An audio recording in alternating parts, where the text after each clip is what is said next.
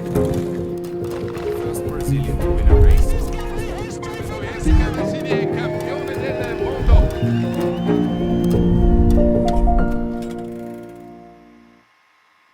No Fala Avança de hoje, eu recebo ninguém mais, ninguém menos do que o maior mountain biker de todos os tempos, Nino Schurter.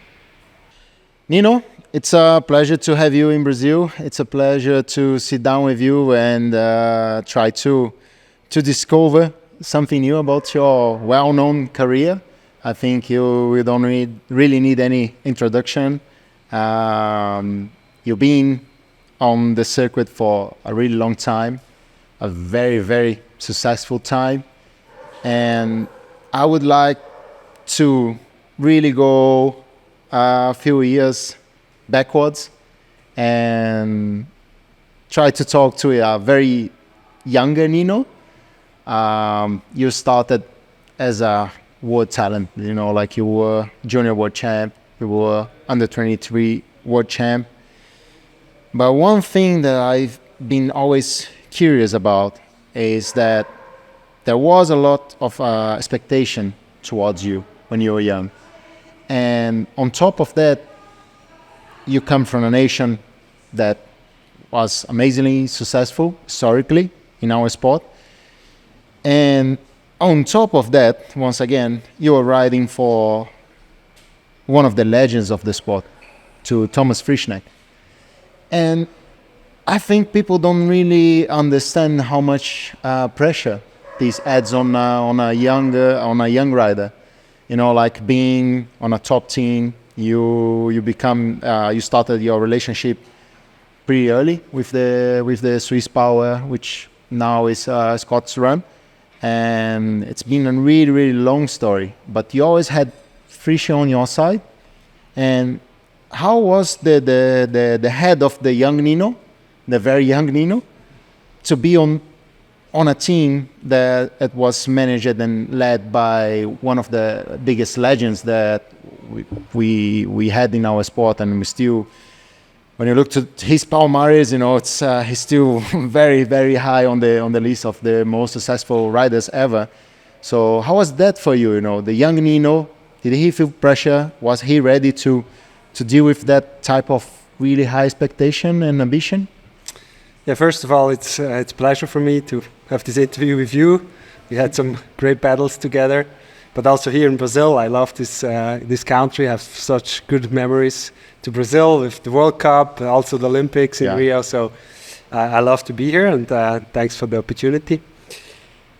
To your question, it's like I was actually lucky that I was able to join early such a professional team where everything was already set up. Like I just was able to join.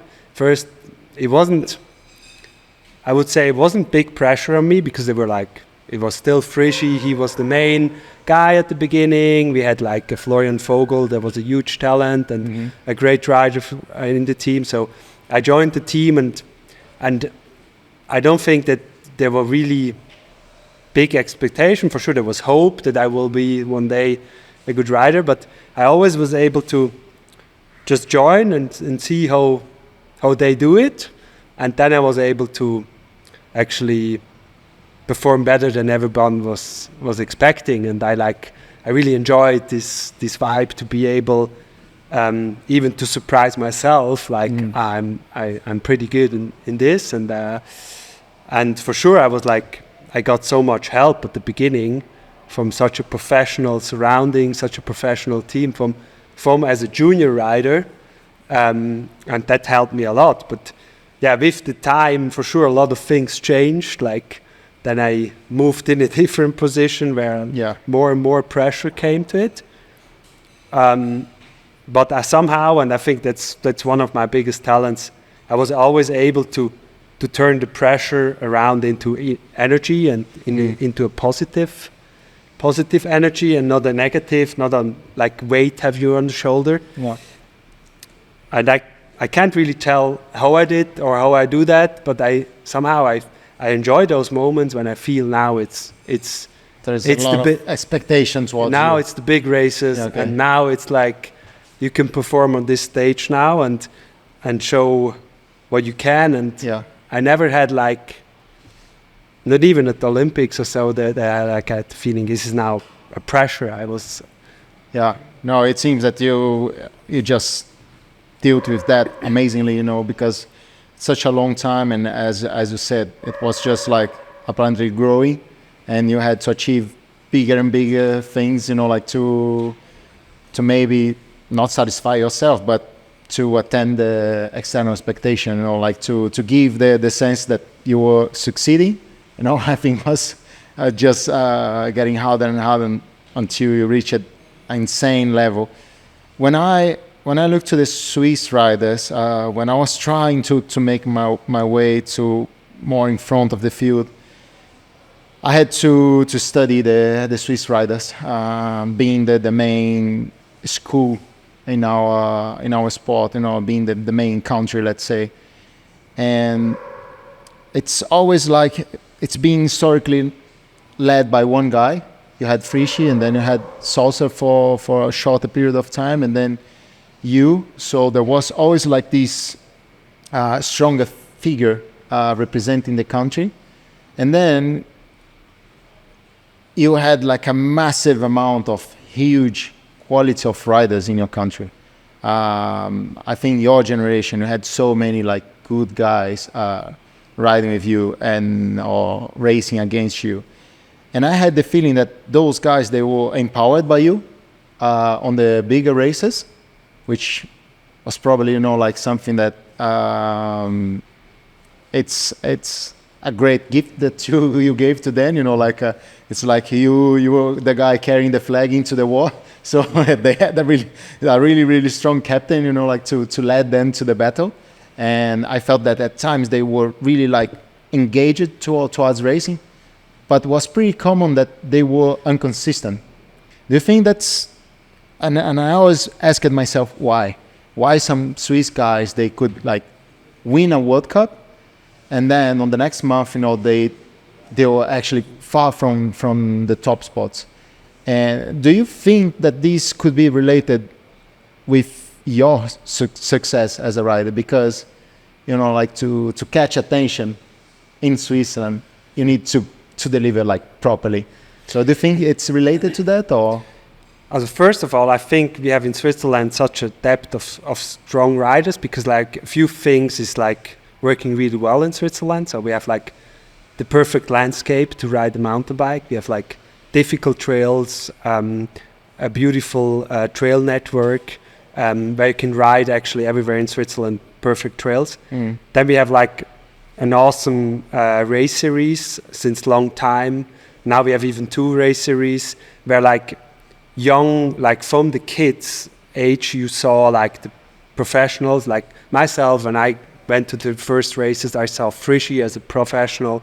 There was always like the heroes were like the young kids were able to look up, and they saw what's possible or what could be a way. And then I think that's the 2 main reasons why we are such a strong nation, having this strong cup where young kids were able to build up, especially also like with this technical parkour we have in like the Swiss Cup and the Bike Revolution, like where you learn from a young stage the technical skills on a mountain bike. And then this generated this depth, and together we push each other to a higher performance. And I think why some riders can perform sometimes and not, I think this is then the mental thing. Like it's like, as you said, as soon as you have success, there's like pressure coming up, there's expectations coming up. And I think a lot of athletes can't handle those situations or those moments, and then I think that's a big gift what I have, to be able to handle this pressure and like perform best at the races, not perform best in training, perform best at the races. And this I think a lot of athletes can't, or is like that what's missing. I totally agree. Talking about those like turning points of raising the pressure, I think historically you delivered quite amazing performances, even when you didn't look great, but the skill set that you had when it was racing time was just on another level. So you could always like deliver performance from a non-obvious way, if I could put that way. When I look back, you had your first podium, if I'm not wrong, in 2006 on Elite, or 2007. Do you remember? 2006, I think so. First Elite, it could be in Fort William. Yeah, I think so. Yeah. And then you finished, I think, second twice in 2008 on the World Cup stages, and then you grabbed the medal at the Olympics in Beijing. So that was, I believe, a massive accomplishment at the time, because you were just still like an under 23 rider, and you finished on the Olympic podium. And then you moved into Elite 2009, and you performed well during the season. But then comes the big day, like 2009 World Champs in Australia. I think this is one of, from my perspective, from the perspective of a guy that loves the sport, it's maybe your biggest achievement, because your first year Elite, and you were racing against, by the time, the best ever to do the sport. Yeah, I think that was still to this time where like 2008, I was like, I selected a third rider. I was like the young one. They gave me a chance to go to Olympics. Yeah. And then I was able to perform better than everybody was expecting. I was the one then winning the medal, and I was able to surprise myself, but everybody else.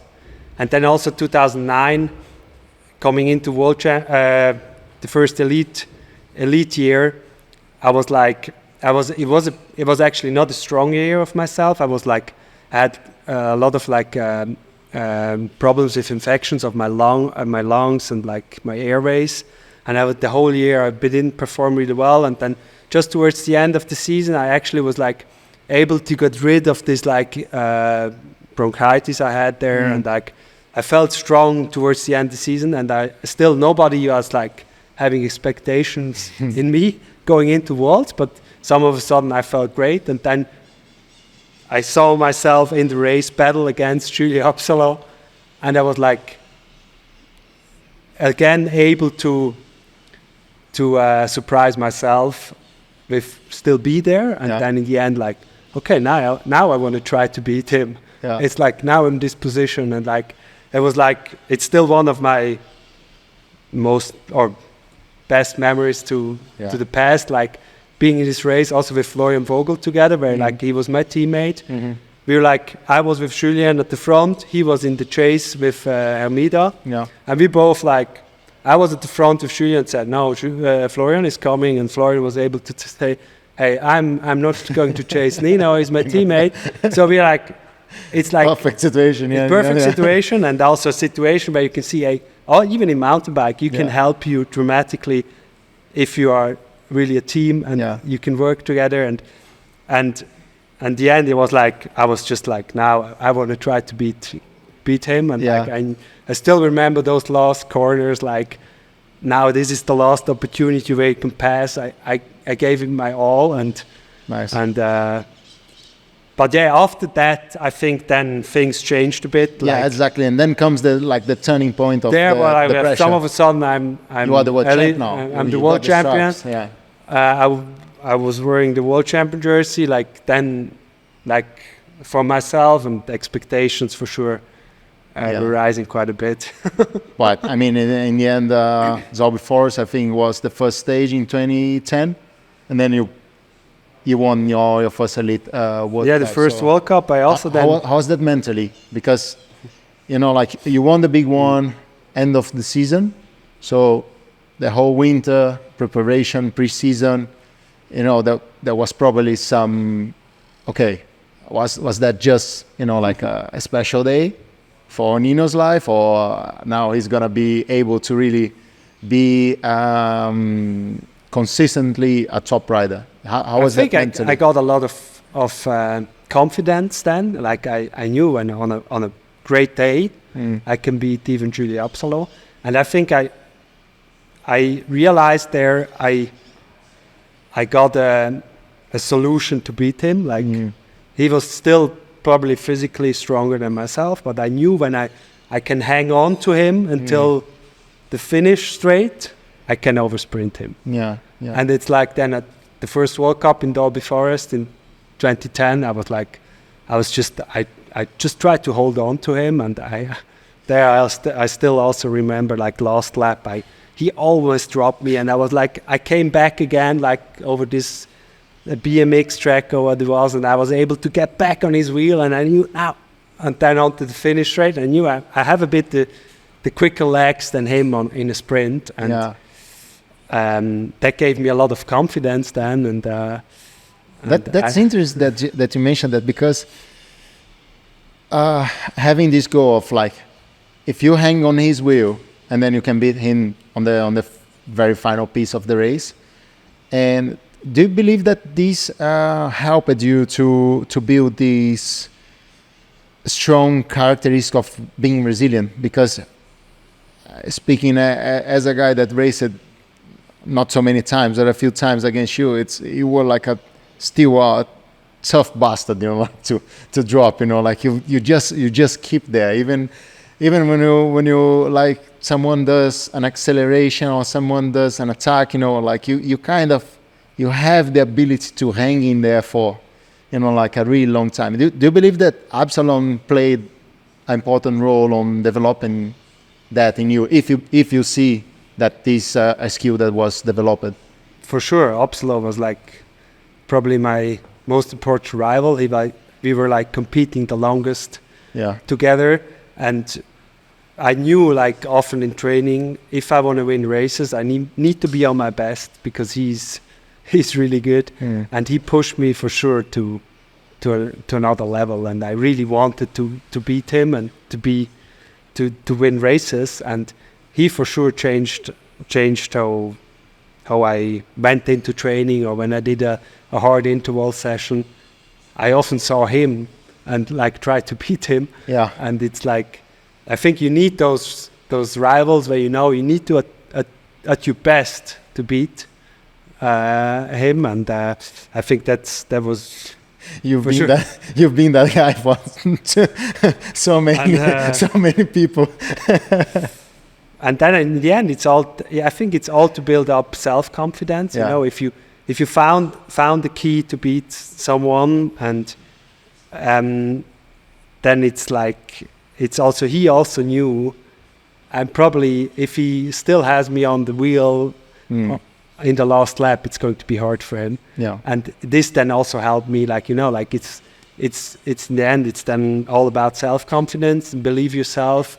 You can win that race. Yeah. And for sure, he helped me as well to dig really deep. I had to go in a few races really deep to beat him, and sometimes he was beating me, and that's the beautiful in sport when you can really perform at your best against each other. Nice, really, really nice. When you talk about like Absalon, I think you really figure out how to beat him, and I think he was just a powerhouse, like he was so strong, and it was amazing, like to watch the races back then, and to see how much you could defend yourself, and attack him at the right times, and crack a guy that he was like on the throne for quite a long time. So I think the confidence aspect from his side was also like on a very, very high level, and then like to crack that confidence, like over and over, I think was truly amazing to watch. I think we live it was great in a different way, because it was pretty much like you and him for such a long time, long time. Yeah, I think the best memories are like the battles against him, because there's always great battles with big respect to each other, and both have a bit different profiles. So he was a bit stronger maybe in climbing, I was a bit more explosive, and everybody tried to play his cards, and that was like some of the best battles I had in mountain bike racing. Even for I would say for the sport, one of the best that we had in general. When I didn't want to go into rivalries and stuff, but talking about Absalon makes me think about Yaro, about Kuhavi, because he was a different guy, like.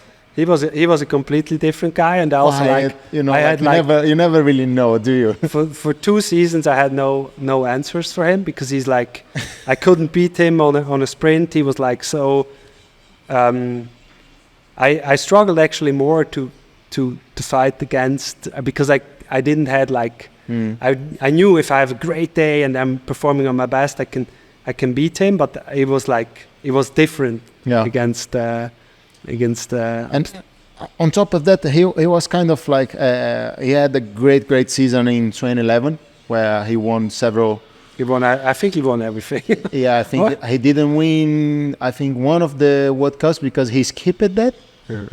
But he won absolutely everything, and I remember watching the race. Was my last year as under 23, watching the World Champs in Chambéry.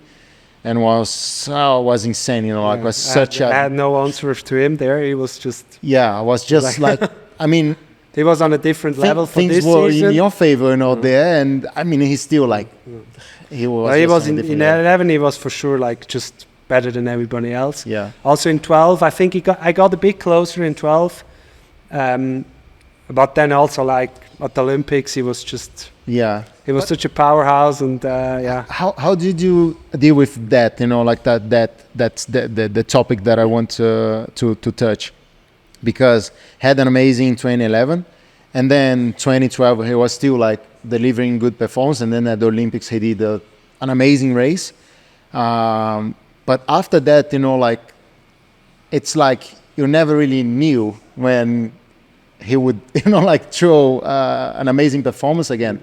Was that something that you would always like keep an eye, and maybe World Champs or maybe a World Cup, he all of a sudden would be like on super shape, and you had to reconsider how you would deal with the race, or it's not something that you would have in the back of your head? He was so, when a guy was once so strong, I think he always can get back to this. So like I was always afraid about him. Even now, like this year at Epic, some of a sudden Jaroslav, and then once he came to the front of the race, I was like, "Whoa, Jaroslav is back!"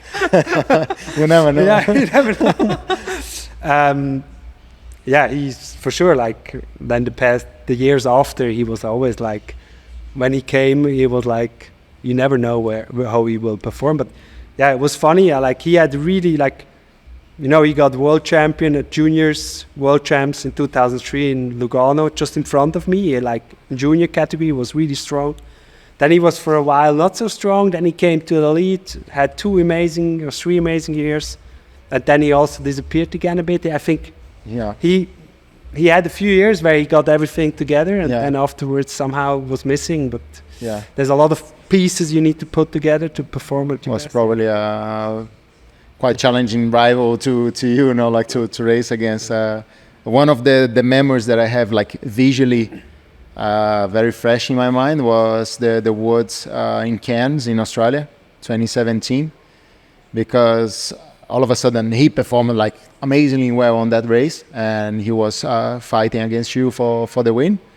In the end, I think you had like the whole package for that race. But one thing that I really remember, like it's so fresh in my mind, it's on the final straight, was kind of like a flat final piece of the lap, and he was going to the front, like every lap, and he was absolutely smashing the pedals, and you were sitting on his wheel, and I was sitting on your wheel for, I don't know, 3-4 laps, something like that, and like I could see the tension on your muscles, like on the flat to hang on his wheel, and that was, like it amazes me, like that moment to me was something very, very special. Afterwards, and still all those years afterwards, I still can remember, like that display of, if of yours massive goes, power. goes hard in the flat, you need to It's hold crazy. tight. Huh? It's crazy because you're sitting on the wheel, and I mean, you need to. You hurt on the wheel. You need to click on and say, okay, now we focus, because if not, he's gonna go.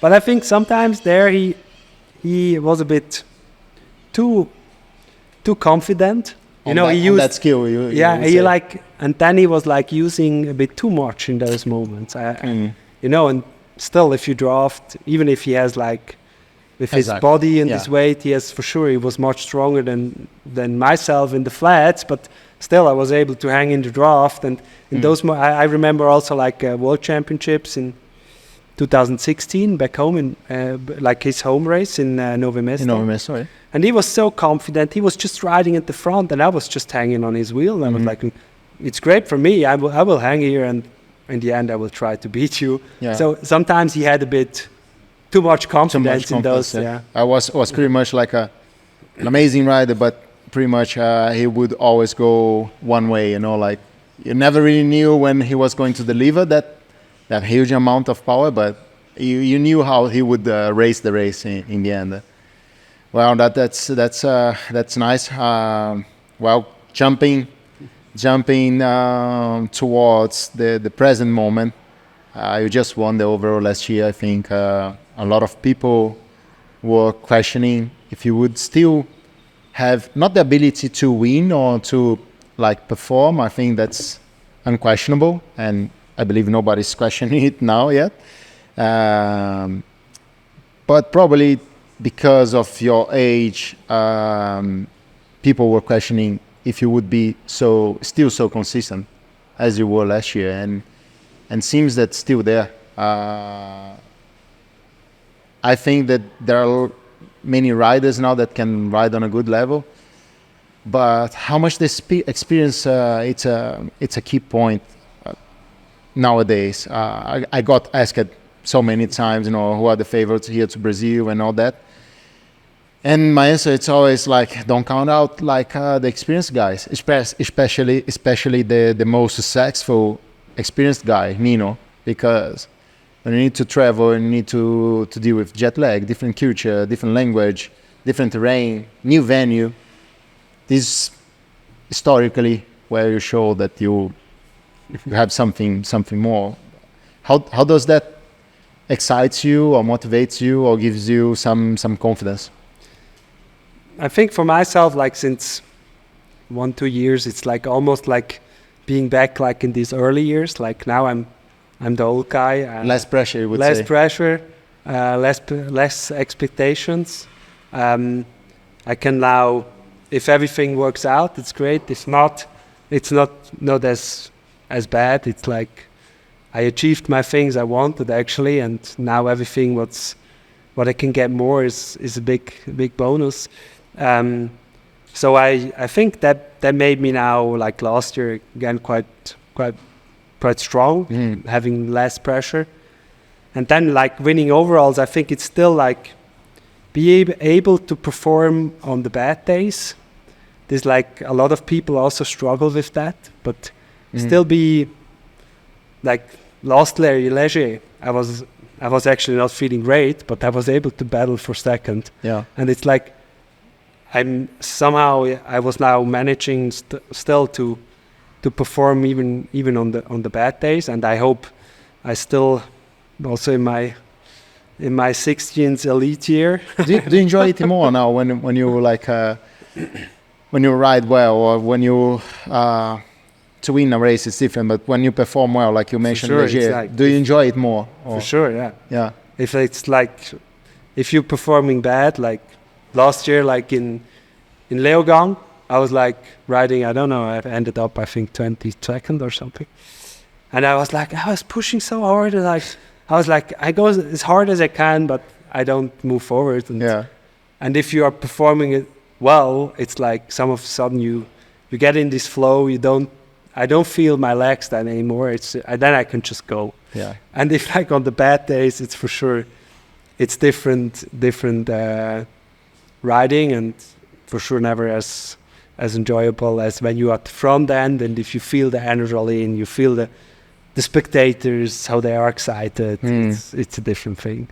What was the once we're talking a lot about like pressure and expectations, what do you consider the peak of pressure on your career? 17, you had like an amazing, mind-blowing season, you know, like winning epic World Cup overall, winning every stage and world champs. But was that the peak of pressure, or was just something that came afterwards, the peak of pressure on Rio?